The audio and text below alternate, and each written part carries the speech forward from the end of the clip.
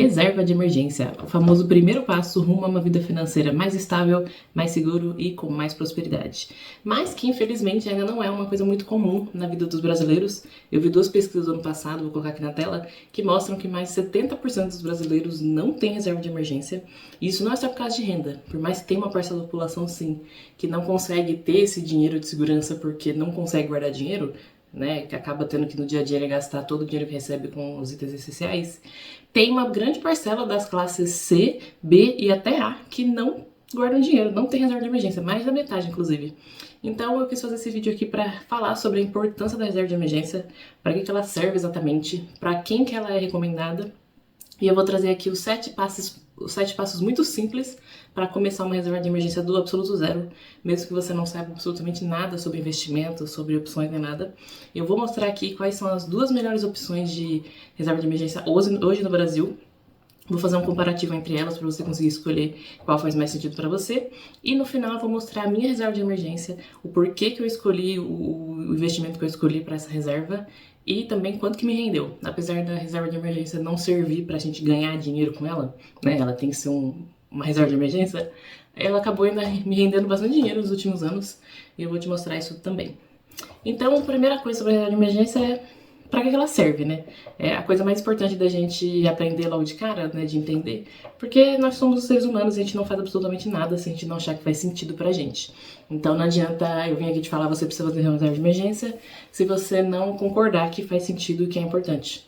Então ela é basicamente um seguro imprevisto, né? Ela serve para se você tiver um gasto inesperado, né, um gasto significativo, por exemplo, você bateu o seu carro e vai precisar consertar o carro, ou até mesmo se você tem seguro, mas aí você vai ter que pagar a franquia do seguro, se você vai precisar fazer um tratamento de saúde e, né, o convênio não cobre, aí é caro, e tem que comprar um medicamento caro, e também no caso de você, de repente, perder sua fonte de renda. Por exemplo, você for mandado embora, né, perder o seu emprego, e aí você tem que continuar pagando suas contas, né, pagando aluguel, pagando a conta de água, conta de luz, são compromissos financeiros que a gente não pode deixar de pagar, né, a gente tem que pagar ali todo mês, então a reserva de emergência vai servir para isso também. Então, resumidamente, ela serve para emergências financeiras, emergências de saúde e perda da renda. Então, ela serve para te acobertar desse tipo de imprevisto que a gente não tem controle sobre, mas a gente tem controle sobre o quão resguardado a gente está nesses casos, o quão preparado a gente está para lidar com essas situações.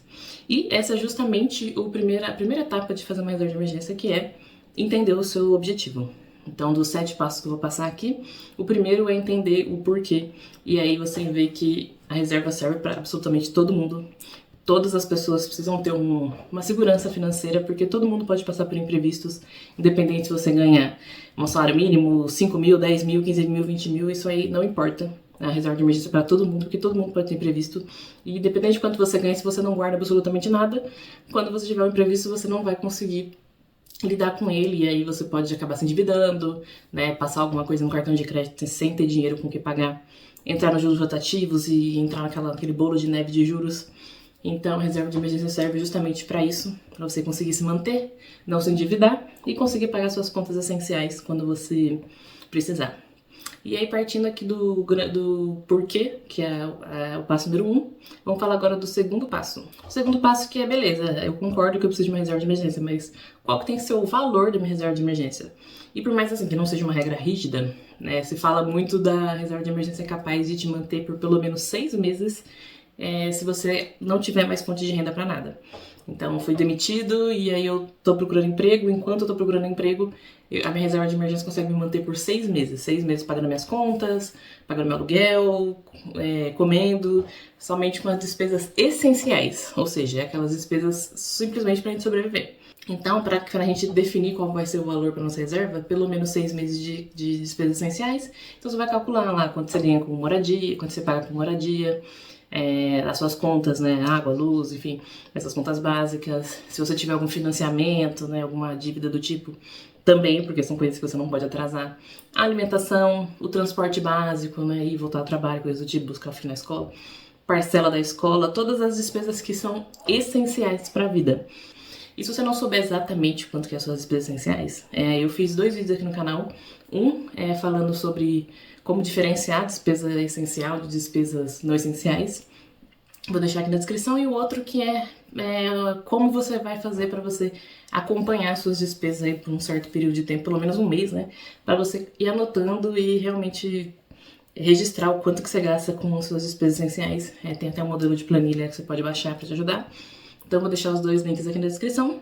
Mas aí basicamente você vai definir, né, calculando aí a partir do seu estilo de vida hoje, quais que são as suas despesas essenciais, e você vai fazer vezes 6. Aí, a partir desse momento, você vai definir quanto que tem que ser a sua reserva de emergência. E aí, aqui a gente vai começar a montá-la. O terceiro passo para construir a reserva de emergência é definir um prazo para você atingir esse valor que você definiu. Isso você vai fazer a partir de quanto dinheiro você consegue guardar por mês. Porque, a princípio, pode parecer meio desafiador. Se você pensar 6 meses de despesa essencial, pode ser um valor bruto muito alto. Então, por exemplo, se você gasta R$2.000 por mês só com essencial, ali vezes 6 já dá 12. É um valor alto que pode assustar um pouco no começo, até dar uma intimidada ou até dar uma desmotivada. Então, para ajudar nisso, já faz o cálculo, quanto eu consigo economizar por mês.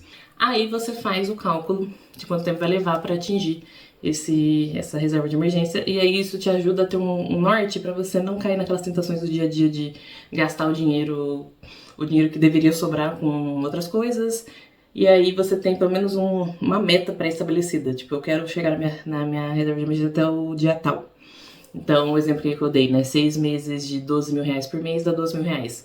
Então, se hoje eu consigo economizar, por exemplo, R$500 por mês, para eu conseguir juntar R$12.000, eu levaria pelo menos 24 meses. 24 vezes 500 dá 12 mil. Mas aí pelo menos você tem um norte pra você não ficar totalmente solto, sem objetivo, que às vezes a gente se perde quando a gente não tem um prazo, né, uma meta definida. E a partir do momento que eu já entendi o porquê é importante e quanto eu preciso, agora eu preciso definir onde que eu vou colocar esse dinheiro, né? Onde que eu vou começar a criar essa reserva de emergência. Eu não vou deixar ela parada na conta e também não vou colocar na poupança, porque já adiantando, a poupança, por mais que seja muito segura, né, não tem imposto e tudo mais, ela não rende muito, né? A gente tem opções muito mais tão seguras quanto e que rende muito mais do que a poupança, e são justamente essas duas opções que eu vou falar aqui, que são as mais famosas e mais estabelecidas, que são o CDB com liquidez diária e o Tesouro Selic. O CDB nada mais é do que um empréstimo que a gente faz para o banco, né? Então, no seu banco aí da sua escolha, né, onde você tiver conta, você consegue aplicar num CDB de liquidez diária, e aí você empresta seu dinheiro pro banco e o banco te devolve esse dinheiro depois com juros, né? E o Tesouro Selic, que é um título do governo. E aí eu vou trazer aqui um comparativo, vou colocar aqui na tela, mostrando, comparando um com o outro. E na verdade não tem escolha ruim, nem escolha errada, nem nada. Os dois são ótimas opções. Então por isso que eu vou mostrar aqui a comparação. E aí depois você pode definir com mais calma qual que você acha que faz mais sentido, mas os dois estão ótimos. Então, falando aqui o que vai definir o rendimento de cada um deles. Então, o CDB liquidez diária, então, ele é a partir do CDI, normalmente CDB 100% do CDI liquidez diária, normalmente é 100%. Alguns bancos oferecem mais de 100%, às vezes ali é 3 meses por 120%. Tem algumas diferenças, mas basicamente no geral é 100% do CDI que os bancos oferecem. Já a taxa Selic, já o Tesouro Selic, ele vai render a partir da taxa Selic, e normalmente é a taxa Selic mais uma porcentagem específica. Hoje, disponível hoje no banco, pelo Tesouro, é Tesouro Selic mais 0,9% ao ano, né, o Tesouro Selic 2031. Mas isso vai depender muito do momento econômico também, né? Eu tenho, por exemplo, um pouco de Tesouro Selic de 2027, que era Selic mais 0,1%. Enfim, isso acaba variando um pouquinho, mas enquanto o CDB vai ser normalmente 100% do CDI. Comparando até um com o outro, né, gente? A Selic e o CDI, qual que rende mais? O CDI é basicamente uma cópia da Selic. Se você olhar aí os gráficos, você vai até ver que é praticamente copia e cola. O que muda bem pouco, é que o CDI costuma ficar ali 0,1% abaixo da Selic, historicamente falando. Tipo, é muito pouco. É uma diferença de rendimento que não vai fazer tanta diferença assim na ponta do lápis. E aí a gente tem as taxas, né? O Tesouro Selic, ela tem uma taxa, é a taxa de custódia da B3. Essa taxa ela é aplicada quando o investimento passa de R$10.000. Tem até uma explicação bem completa, se você quiser dar uma lida lá no site do Tesouro. Eu vou colocar um print aqui e também deixar o link na descrição. Mas ele fala basicamente que quando você tem mais de R$10.000 no Tesouro Selic, ou qualquer tesouro, a B3 cobra 0,20% ao ano em cima do excedente dos 10 mil. Então, por exemplo, se você tem 20 mil investido, vai ser o quanto que excedeu dos 20 mil. Então, 10 mil, né? 20 mil menos 10, 10. Então, 0,2% em cima desses 10 mil. Falando de impostos, os dois são absolutamente idênticos. Os dois têm o IOF, que só é cobrado nos primeiros 30 dias. Então, se você colocou dinheiro e retirou em até 30 dias, vai ter o IOF, o que é difícil de acontecer, né? Porque a reserva de emergência você não quer usar tão rápido. Então, o IOF, depois de 30 dias, ele é isento. E tem também o imposto de renda nos dois, que é a mesma tabela de imposto de renda regressiva. Esse imposto de renda é aplicado em cima do rendimento do seu investimento. Não é o valor total que você colocou lá na sua reserva de emergência, é o tanto que rendeu. E esse imposto de renda é regressivo, porque conforme você vai deixando mais e mais tempo esse dinheiro ali, menos imposto de renda vai ser aplicado em cima. Então, de 0 a 6 meses é 22,5%. De 6 meses a 1 ano é 20% de imposto de renda. De 1 ano a 2 anos é 17,5%. E para cima de 2 anos é 15%, que é o mínimo. Então, o ideal para CDBs é sempre tentar deixar o dinheiro por mais de 2 anos. Óbvio que na reserva de emergência você não tem certeza absoluta se vai conseguir. Mas o bom é que conforme você vai conseguindo manter ali, ele vai baixando para o mínimo. E os dois investimentos são exatamente idênticos, né? Tanto o CDB quanto o Tesouro Selic tem os mesmos impostos aplicados. E do ponto de vista de segurança, qual que é o mais seguro? Bom, o Tesouro Selic, ele é assegurado por nada mais nada menos do que o próprio Tesouro Nacional. É o próprio governo do Brasil que te assegura de que ele vai te pagar o seu rendimento, vai te devolver o seu dinheiro.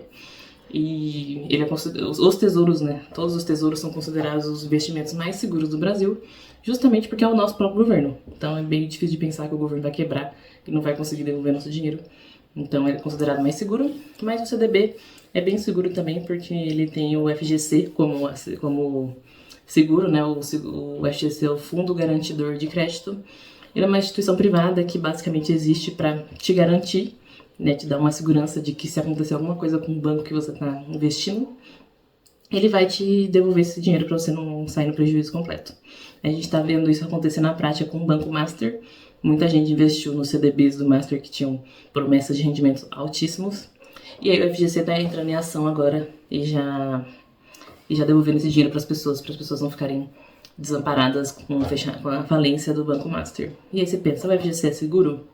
Bom, historicamente, até hoje, ele sempre cumpriu com suas obrigações de restituir o dinheiro das pessoas que tinham dinheiro investido nos bancos que eventualmente faliram.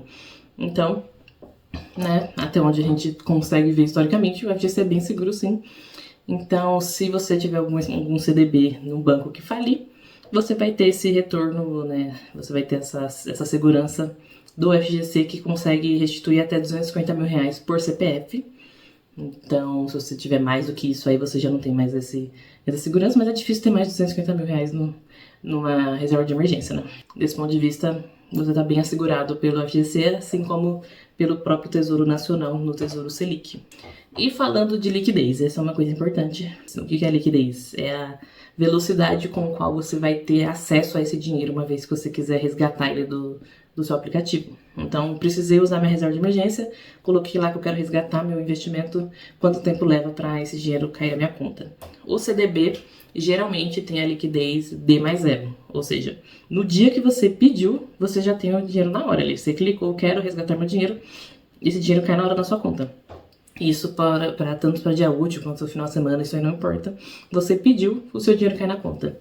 Já o Tesouro, ele tem um certo delay, ele pode ter um delay, né? Tem até uma explicação bem detalhada sobre isso também no site do Tesouro, que eu vou deixar um print aqui também, mas também tá na descrição, que é de que o Tesouro depende. Se você pedir o resgate até 13 horas num dia útil, você vai receber o seu dinheiro ainda dentro daquele dia. Porém, se você pedir depois das 13 horas em dia útil, vai ficar pro dia seguinte. E se você pedir o resgate em final de semana e feriado, aí você só vai receber ver o seu dinheiro cair na conta no próximo dia útil. Então, ele pode ser D+0 se você pede até as 13 horas, mas ele pode ser também D+1 dia útil. Então, essa já é uma diferença bem significativa do o quão rápido você tem acesso ao seu dinheiro assim que você precisa dele e você pede ali o resgate. E qual que é o investimento mínimo, né, para você conseguir começar a montar sua reserva de emergência final? Né? Dificilmente você vai ter o dinheiro de uma vez. E nos CDBs de liquidez diária, a maioria dos bancos, né, grande parte dos bancos, você consegue começar a investir a partir de R$1. Acaba variando de banco para banco, aí você pode pesquisar melhor sobre o seu banco, qual que é o investimento mínimo, mas principalmente os bancos digitais. Eu, por exemplo, uso o Banco Inter, o mínimo é R$1. Se você usa colocar até R$1 no meu CDB liquidez diária. Muito pouco, então é ótimo para quem tá começando, para quem não tá conseguindo guardar muito dinheiro ainda. Qualquer R$10 que você tiver, você já consegue ir colocando lá até para você evitar de gastar, enfim. É muito boa essa acessibilidade de quantidade de dinheiro que você consegue começar a guardar. Já o tesouro, você consegue investir no mínimo uma fração do título inteiro, né? Porque um título inteiro de tesouro costuma ter um valor bem alto. Hoje o do Tesouro Selic, por exemplo, está em R$18.685 um título. E aí o mínimo que você consegue investir é uma fração, é um centésimo desse valor, que é R$186,85.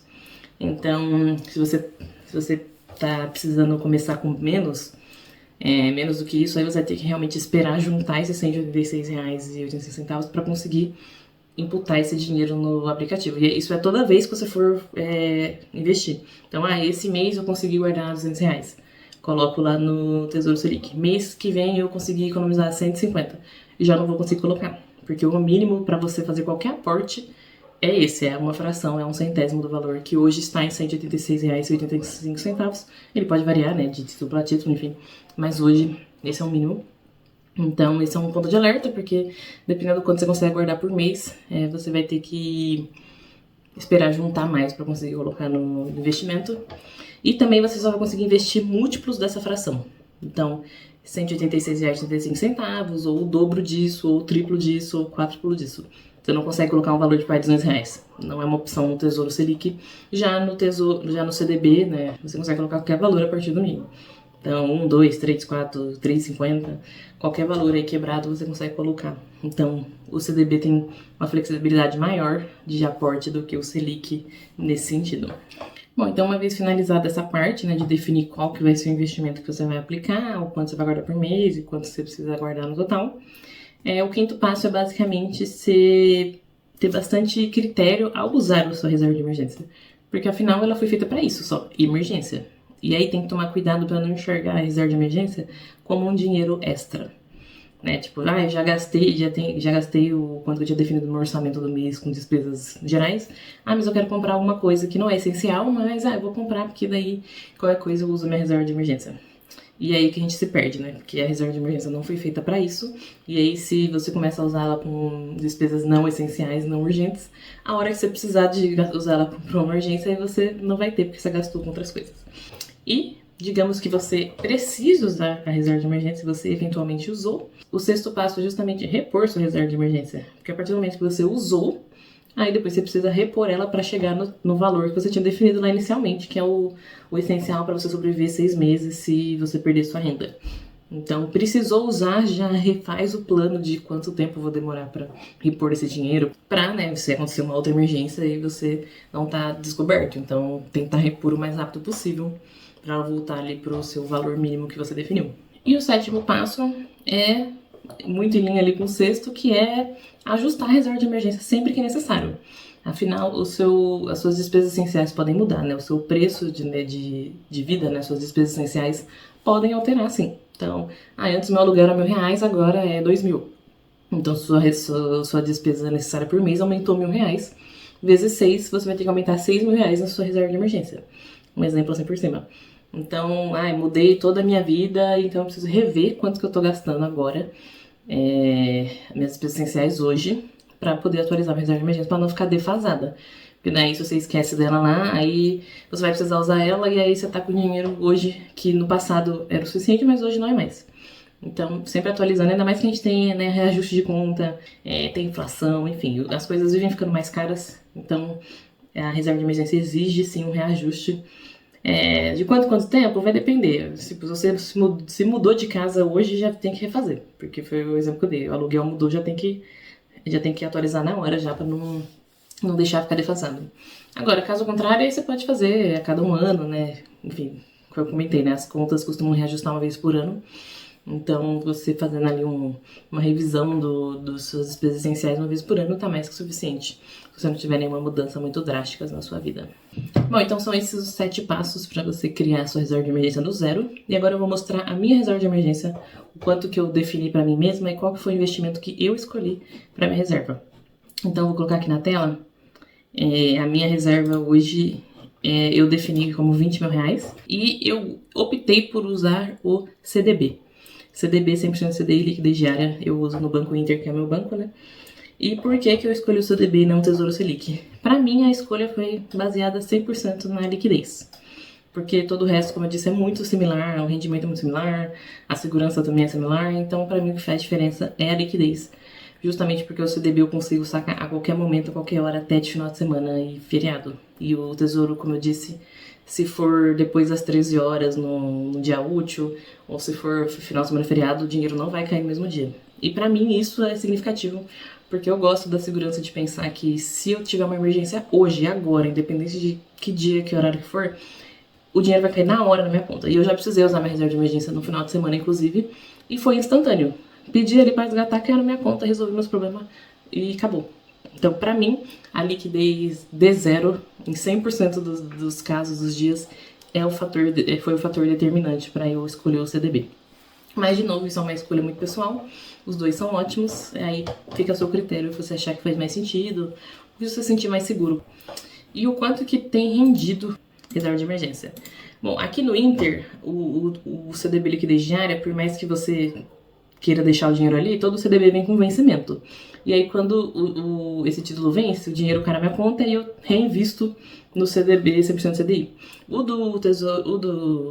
do Inter fica 2 anos. O vencimento dura 2 anos. Então, de 2 em 2 anos, eu tô sempre tendo que renovar ali o meu investimento, porque ele acaba vencendo, cai na minha conta e eu tenho que reinvestir para chegar nos 20 mil reais de novo. Então, hoje eu tô com 20.621 reais e 53 centavos bruto na minha reserva. Só que desses 20.621 reais bruto, 2.219 são de rendimentos, que são esses ganhos que estão aqui embaixo. Ou seja, desses 20.600 reais, eu coloquei mesmo de fato dinheiro 18.401,98.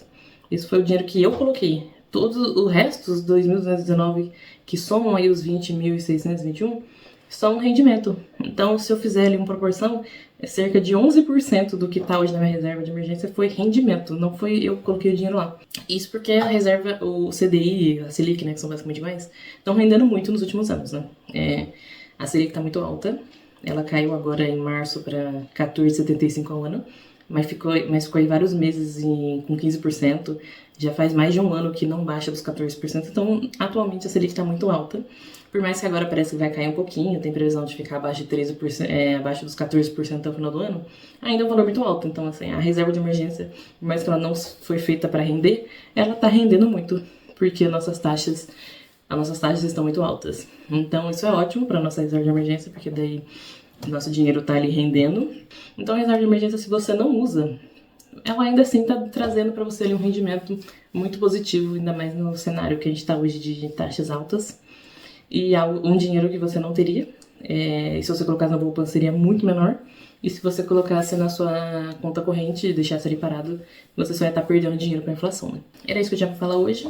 Espero que tenha ficado muito claro todos os aspectos da reserva, por que ela é tão importante para você e para todo mundo. Espero que tenha ficado muito claro, mas caso não tenha ficado, deixa algum comentário aqui embaixo, eu respondo. No mais, obrigada por assistir e a gente se vê no próximo vídeo.